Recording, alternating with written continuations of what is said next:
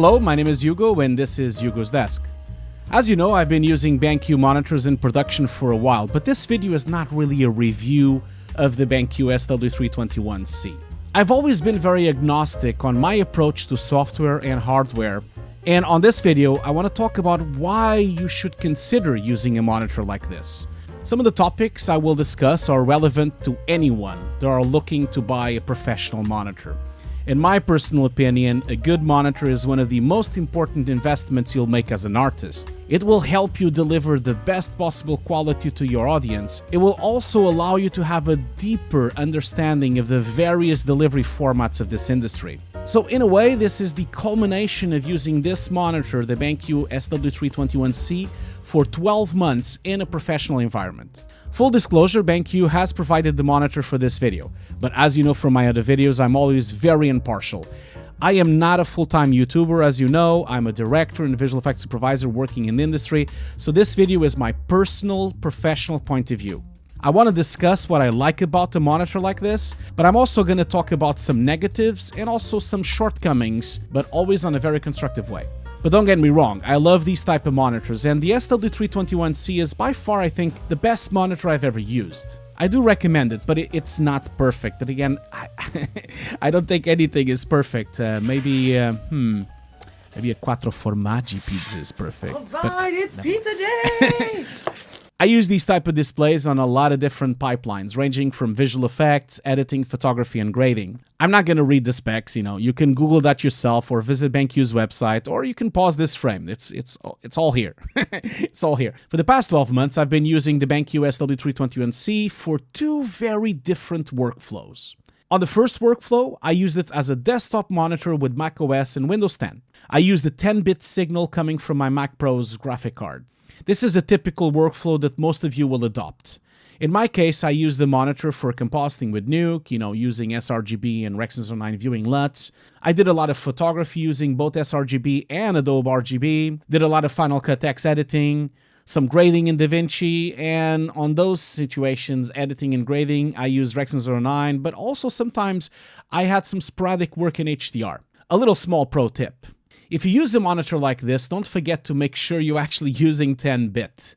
In Windows, it's very easy. You can change that both on the GPU software or on Windows itself. On the Mac, it's a bit more tricky. macOS supposedly auto-detects the 10-bit, and you can check if it's on if you go to the system's report and click on About This Mac. But I had a lot of problems with this in the past, where sometimes macOS doesn't detect the 10-bit, and you end up running 8-bit without knowing. If you have an issue like this on the Mac, I highly recommend using a software called SwitchResX. In that software, you can change the depth and also see the current settings, and it's much more transparent than macOS. You also have full control, you can even display resolutions that are not supported by the display. On my second workflow, I use the monitor as a cheap Rec. 9 reference monitor for both editing, grading, and compositing. Because I wanted to bypass the operating system's color profile, I use the video card. In this case, I'm using the Ultra Studio Mini 4K from Blackmagic.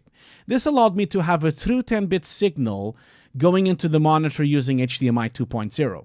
You can use this pipeline on any application that has video out capability, like, for example, Premiere, After Effects, Nuke, DaVinci, Final Cut, Avid. This second pipeline is less common to most of you, and it's probably going to be used by an editor or a colorist, or maybe like a control freak like me. I use compositing with these kind of video outputs. Of course, normally you want to use a professional reference monitor, since the SW321C and even monitors of this kind of spec, they are missing SDI, they miss scopes, they miss interlace video modes, and even a gen lock. But that's why I was mentioning it was a cheap reference monitor.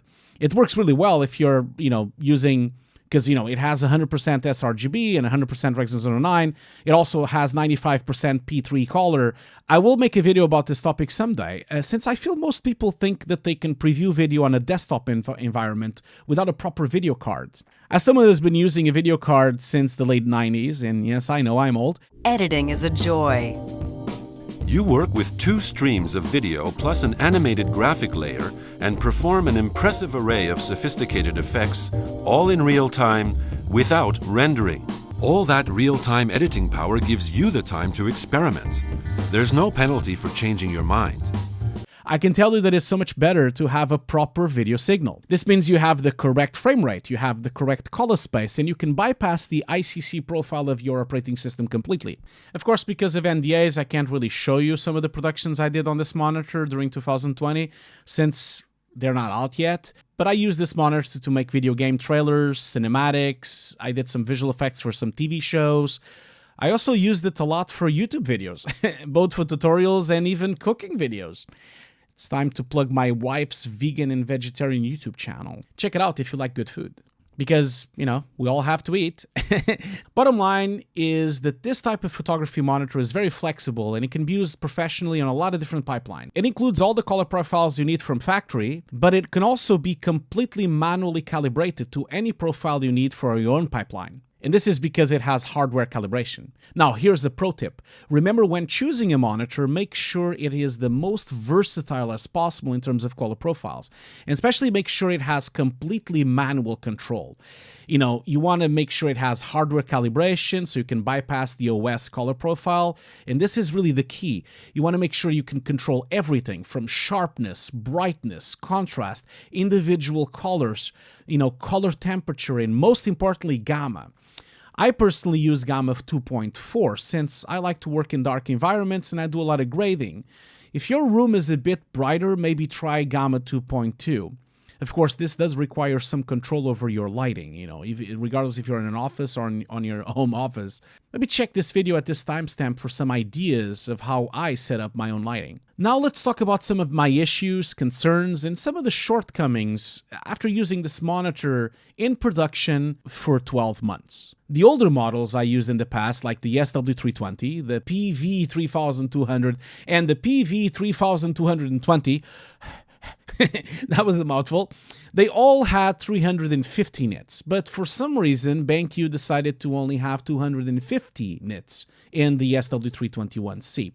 Now, before you type your comment below that we need 1,000 nits, have you ever been in front of a 1000 nits desktop monitor? I was streaming The Last of Us Part 2 the other day on Twitch, and I literally had to put some shades because it was so strong at 250 nits. But, you know, jokes aside, HDR is just way too bright to use as a desktop. The reality is 150, 200, 300, who cares? Professionals doing visual effects, editing, color, or photography, they will never use the monitor at full brightness. Regardless of the brand, when you calibrate the monitor, you dramatically reduce its luminosity. For example, if you're grading SDR in Rexon 09, you're probably never going beyond 100 nits anyway. So bottom line is, get a monitor with the amount of nits that you require for your own work. If you're delivering DCI-P3, sRGB, or Rexon 09, then these professional monitors like this one will do just fine. And the SW321C will be a great pick for your creative work.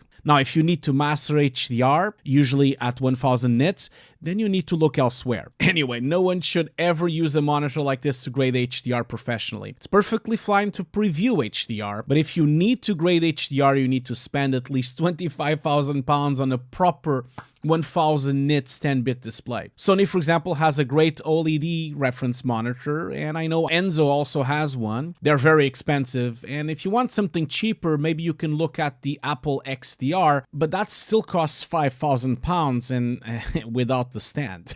But Apple's XDR display has a problem. It has no external controls. That means that it depends on macOS for all of its settings, which is a problem for a professional pipeline. It can be somewhat mitigated using a Blackmagic 10X mini 8K converter, but that alone is like almost as expensive as the BenQ monitor. No matter what you do here, mastering HDR is just extremely expensive at the time of recording of this video, so don't expect any miracles. Anyway, the Apple XDR is still not even as good as a professional monitor as people might think. I really recommend you watching this video. It's very entertaining. In fact, this channel is just amazing. Go and subscribe them now. One thing I do with a monitor like this is to play video games. I found that playing video games on professional monitors really allows me to watch the game as it was intended to be played, since most game developers use professional monitors to make the games in the first place. Anyway, I'm getting off topic. This is not a gaming monitor, but it does work really well with an HDR console, you know, like a PS4, a PS5, or an Xbox One S or X or 1 or whatever it's called these days. I'm just gonna be calling it the Xbox box because it's a box. It's just literally a box. I tell you one thing, if you play a game in HDR, you're never gonna go back. It's really seeing to believe, it's amazing. I highly recommend, for example, Ghost of Tsushima, Last of Us Part 2, Death Stranding, Gran Turismo. They have some of the best HDR implementations I've ever seen. Playing a game in HDR is just amazing. Also, this monitor is so flexible in terms of color management that it's a great monitor for games development, since it allows you to switch from profile to profile quite easily. It can also be used for quickly checking your game in HDR. Not to master the game, but at least to check it during development. On this same topic of video games, a lot of complaints people have with monitors like this is the response time, the refresh rate and the response time. Obviously, this display only has 5 milliseconds response time. Well, it is slow, but what are you going to do? You're going to really play competitive gaming on a monitor like this? Probably not. Like, if you're working in the creative industry, you'll never need a faster response time anyway. To be honest, I prefer color fidelity to speed any time of the day. The SW321C, remember, is displaying 1.07 billion colors at 60 Hz. And remember that most gaming monitors with very low milliseconds, they're not displaying billions, they're only displaying 16.7 million colors, and a lot of them are not even 4K. And let's face it, 4K is the industry standard. There's no way around this, it's not going to go away anytime soon. So you need 4K so that you can work and deliver at the same delivery resolution that clients are expecting. Another issue people really get stuck on is the true 10-bit discussion. The older SW320 was a true 10-bit display. In fact, the SW320, the old one, was the only 10-bit display on BenQ's professional line. But the fact of the matter is that most of the 10-bit displays are actually not 10-bit at all. They are 8-bit plus FRC. I'm not going to go into what FRC is, and because we don't have a lot of time, and there's a lot better videos out there explaining it. To be honest, most 8-bit monitors are actually not 8-bit either. They are usually 6-bit plus FRC. At the end of the day, the monitor can support and display 1.07 billion colors. I mean, I wish it was full 10-bit. Of course, it would be awesome if it was like the old SW320, but I understand that it's an expensive thing to build. So always look at this spec. There's a lot of websites that you can research this information. Again, I'm leaving some on the description. I think the question we should be asking is, should monitor manufacturers be more transparent about this? Yes, they should, absolutely. This is an industry problem. I mean, BenQ, LG, HP, Asus, Enzo, they all do this. All of them should be more transparent and write 8-bit plus FRC on the specs on the website. And perhaps explain to people why they have to simulate it to extra bits and what the costs implications are. The reality is, it's always the cost, it's always the money. And at the time of recording this video, the cheapest way to get a full 10-bit monitor is to buy an Asus or an Enzo or an Apple XDR, and they're much more expensive than this monitor.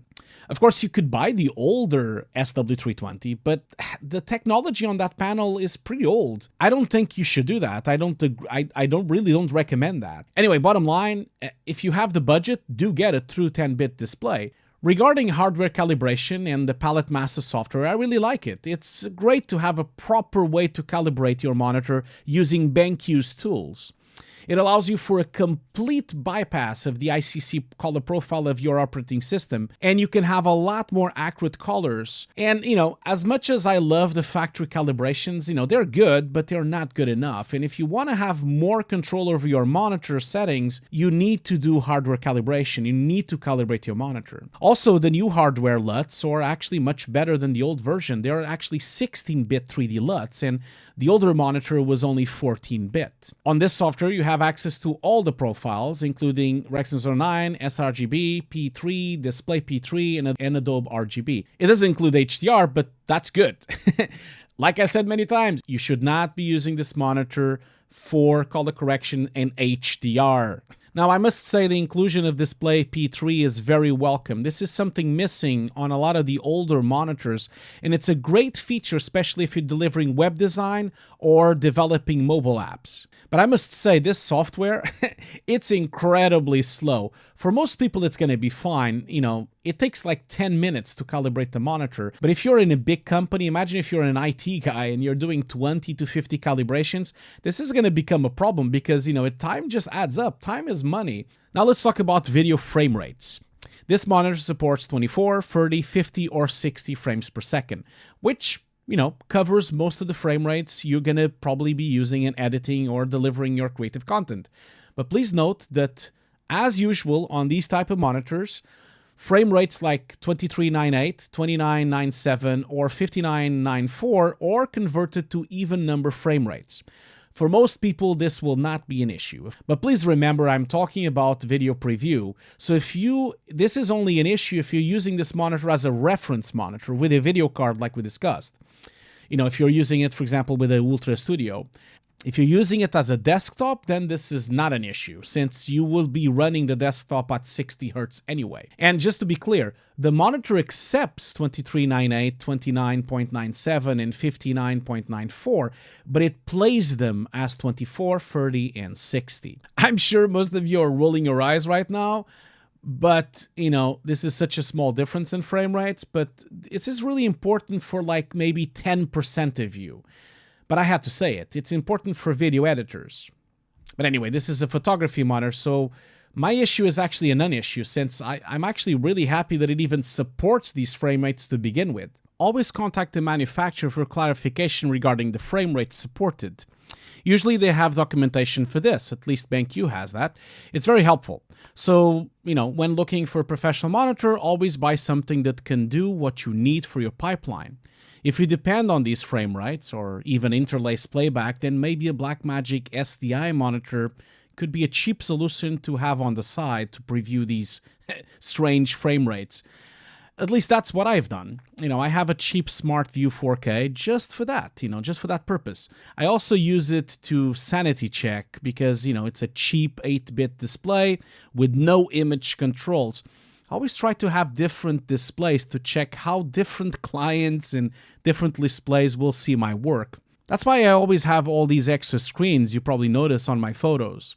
I sometimes even go and do a sanity check on my living room TV, you know, which is a really cheap HD LCD TV. Never underestimate the cheap solution because most of your clients will watch your stuff on terrible displays. But that's the point, I guess. We work and use very high-end professional monitors so we can make sure our work is at the highest standard. And then, you know, that work gets downscaled and encoded to a more low-quality format.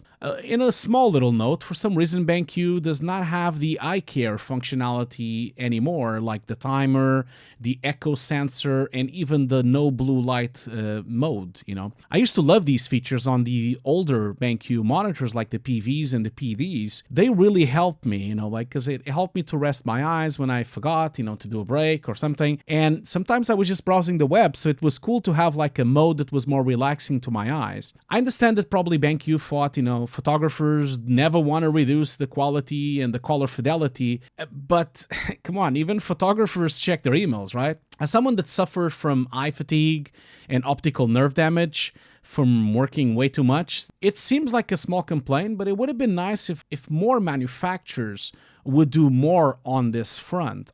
The monitor operates in a pretty normal temperature, you know, that's what you would expect from an internal processing unit. I'm not sure this will affect fidelity over time.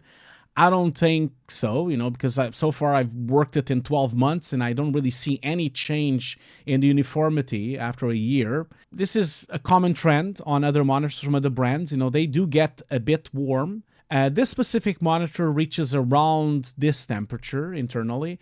at its peak, of course. The HDMI connection is 2.0 and the DisplayPort is 1.4.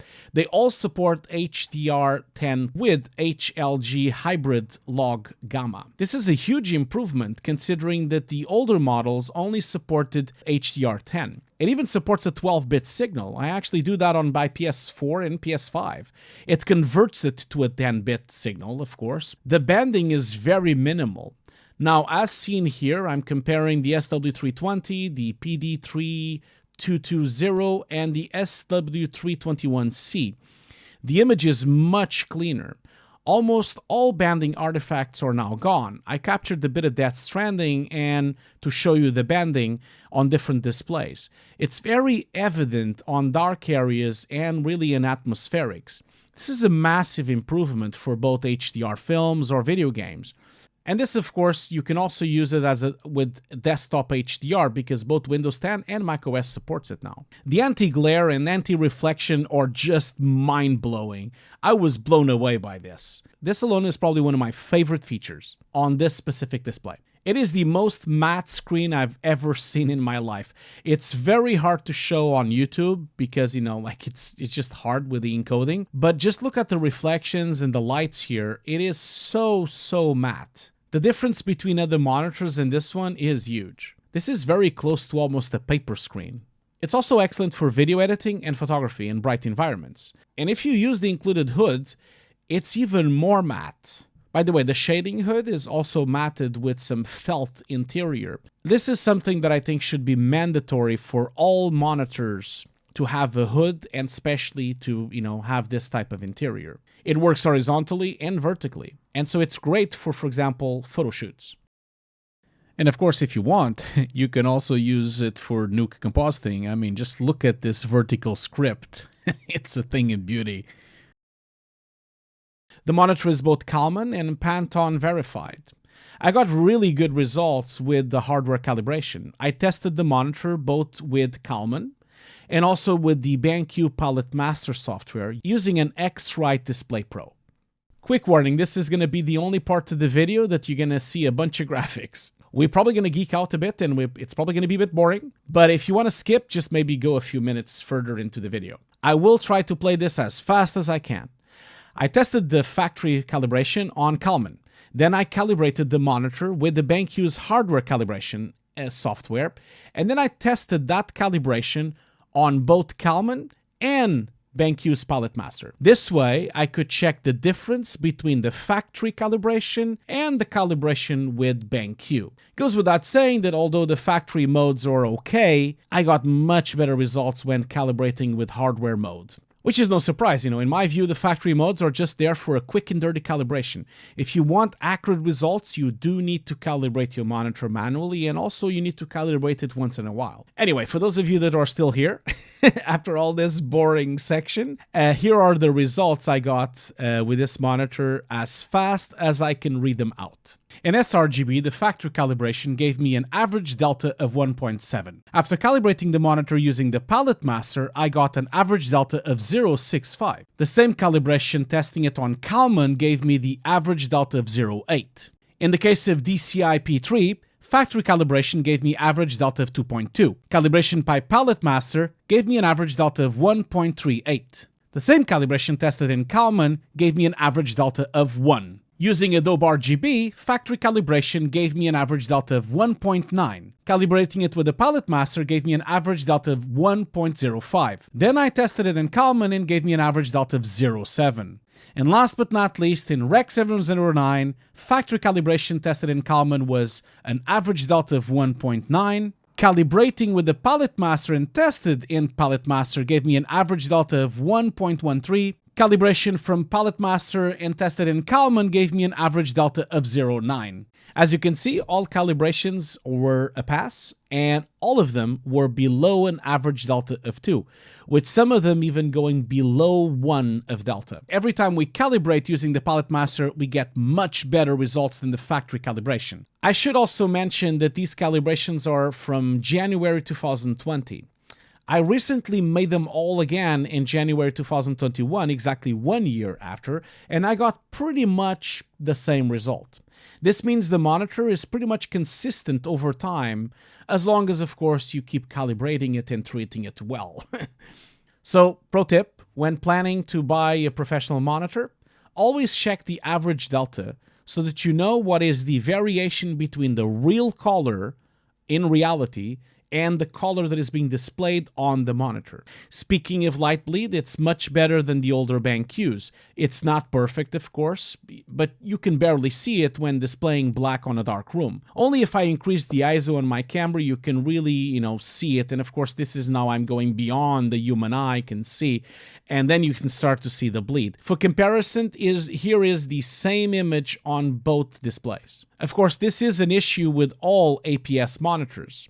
They never really go as dark as we would want them to go. If you really want a truly black image, then you probably need to look at an OLED panel. They are much better at achieving perfect blacks, but they are also much more expensive if you want to have this type of color accuracy.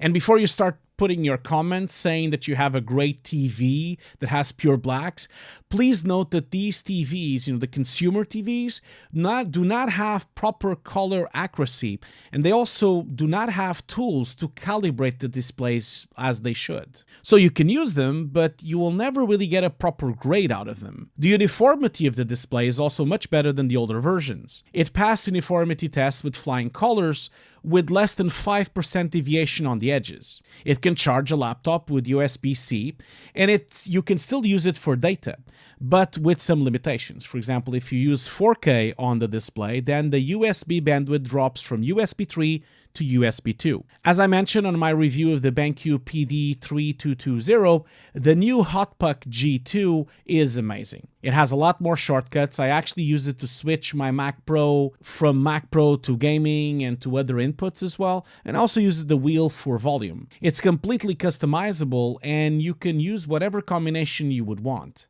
I really tell you that this should be mandatory with any monitor. It's really cool to have a control like this. I don't think I can ever go back to a button menu. All monitor manufacturers should really follow BenQ's lead on this.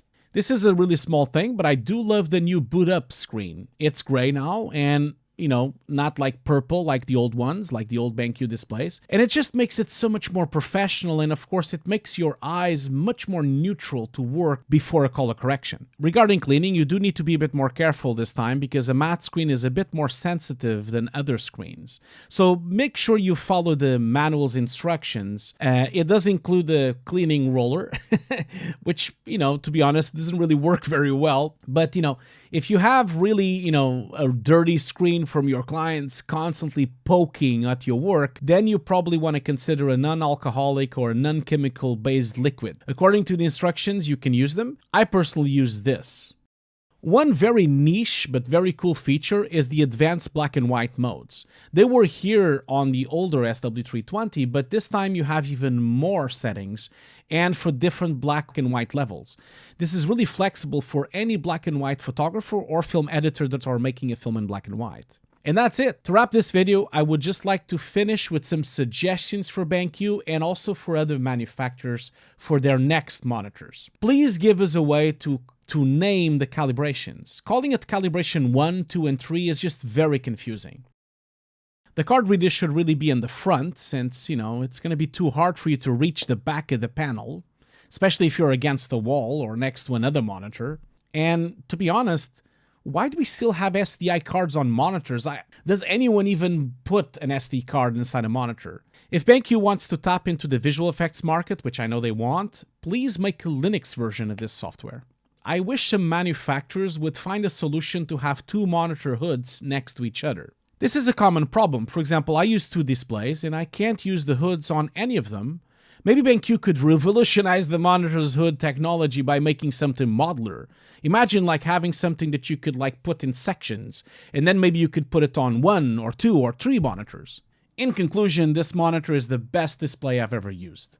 I know it's not real 10-bit, but the quality of the screen, the anti-glare, the HDR with 12-bit compatibility, the versatility and color profiles alone are so worth it. In the end, you should buy a monitor that matches your requirements. If you're a creator like me that is delivering visual effects, content creation for YouTube or digital art, then this is a great monitor because it can easily adapt to every delivery you're gonna make. Of course, if you're a colorist and need a lot more precision, then maybe you should wait for the upcoming PV series from BenQ and see what that brings to the table. Of course, keep in mind that there is always an exponential price to pay for more high-end features. I personally think a photography monitor is the most versatile display for a digital artist or a visual effects artist, for the simple fact that most of us are trying to create photoreal images. So in the end, photography is what we're trying to mimic. Why not use a photography monitor for that purpose?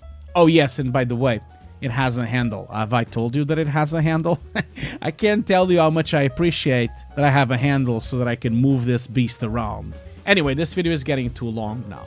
So thank you so much for watching. Thank you so much for bearing with me. Don't forget to subscribe. It's completely free to subscribe and it helps my channel a lot. Leave a comment below. I would love to know what you think. And, maybe share it around. Share it with your friends. And that's it. I'll see you on the next video. Bye.